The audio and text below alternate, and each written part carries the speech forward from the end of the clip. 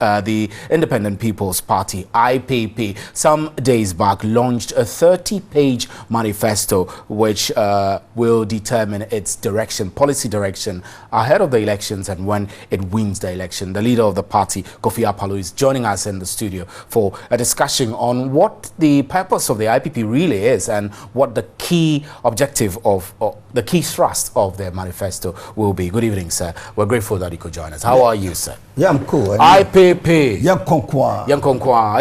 It's funny, your slogan, is this slogan reflective in your manifesto? Oh, it is. Young Konkwa, I mean, literally meaning, let's get together. Is that it? So when you say IPP, you respond Young Konkwa. When you say IPP for the second time, you respond Someha. Ne Someha. I know that I keep asking you this question. Many people read all sorts of meanings to Someha, not Someha. How does that translate into effective policy ahead of the 2016 elections and perhaps when you win and become a president? Yeah, you know, MPP and NDC diabolically have divided this country into two, and it's impeding our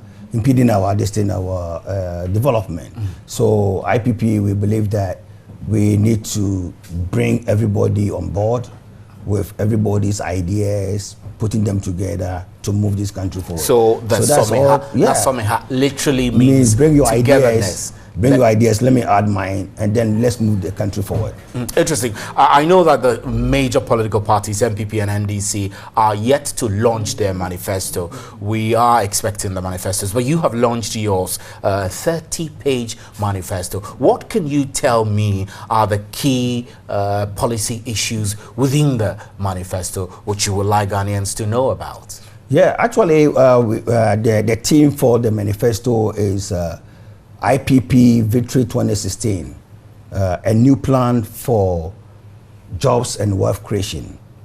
And we are setting up... So the focus is jobs and wealth creation. Yes. So we are setting up a $10 billion job fund to enable our young men and women who want to go into their own business to have capital to start those businesses. And where's the source of funding going to come from this fund? Government going to put the 10 billion capital into it, or what? Or you're going to depend on donor support? No, we don't believe. You're going to go to IMF and get a policy in which they'll pump money into your fund? Or No. We don't even have IMF and these World Bank development partners in our manifesto. We don't. There's nothing that we have to do with them in our manifesto. Actually, we are looking to use our brains to create wealth, because we believe that we can serve as a guarantor, because as a sovereign country, you can be a guarantor by asking the financial institutions to lend money to people and the bank guaranteeing and the government guaranteeing those loans. So in case any default or something like that, the government comes in and pay. At the same time, we are also looking to rally our brothers and sisters in the diaspora together to also contribute, because currently we have over 10 million, about 15 million Ghanaians outside.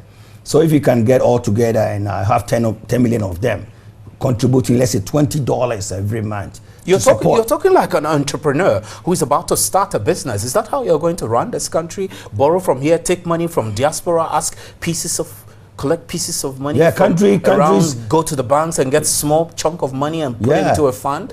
Is that how you plan to run this country? You see, all the countries that you can see around that are doing well, that's how they run them.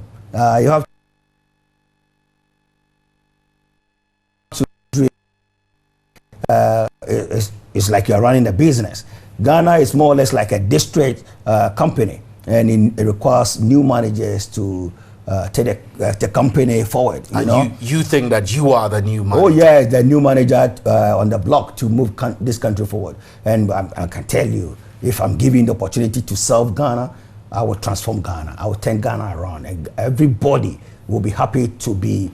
You transform Ghana through your job creation and wealth creation. Yes, because you see, there's a lot of stuff that we can do in this country to create jobs. Let's say if if I'm able to like give, what? I mean, give us specifics. For example, if we talk about agriculture, there are a lot of people employed in the agricultural sector. In the health sector, for example, there are a lot of graduates coming out of our nursing training institutions, allied health professionals who have no jobs. They're knocking at the doorstep of government to give them something to do. You're going to find them jobs? oh yes. Where are you going to get the jobs Oh, from? even I can help them. I can help them to get jobs in Australia. I can help them to get jobs in Canada. And you will be exporting their, Oh, yes. their skills when Oh, yes. we need those skills here in Ghana? But if you need them, what is stopping you to employ them? If you are not employing them, it means you don't need them. So if you don't need them, somebody needs them. Simple like that. Oh, You yeah, make it that simplistic. Oh yes, my brother. And you think this idea will when you go to Philippines, win you the presidency? Oh yes, if when you go to Philippines, my Philippines, yeah, they export nurses to UK, to Canada, to Australia. So what is stopping us from adopting the same strategy? Train them, send them out. Like Canada is looking to employ 182,000 new ICT workforce by 2020. Australia is looking to employ 100,000. You can Google this. That's a target for the country. Yeah, by 2020. So you're also going to set similar targets. Yeah, for Ghana so you become it president. means that instead of having my brothers and sisters hawking on the street, I can train them to go and work in Canada. I can train them to go and work in Australia. I can train them to go and work in New Zealand. Instead of having and you are not afraid that when they go, they will not come back. Oh no! Even if they don't come back, you will not get the full benefit of sending them away. You see, if it has not been our brothers and sisters in the diaspora who have been sending remittances back home to support families here, many people might have died by now. I'm telling you, I'm for one, because I've been living outside and I've been sending money every month to my relatives down here, and likewise so many people. Right. So I mean, even when President Kufuor was around, he was boasting of remittances increasing, you know. So we're bringing those money. Right, Mr. Palu, we're grateful. I know that we don't have a lot of time. We would love to continue our conversation, but we wish you the very best. You are willing. You this afternoon spoke to 3FM, and you said that you're going to win first half, second half. It doesn't matter. You will win. I will win the election. I will win the election. And you're very confident. Oh, I will win. This election is done deal. I'll win it. Done deal. I like that. Yeah. Thanks very much, Mr. Kofi Palu.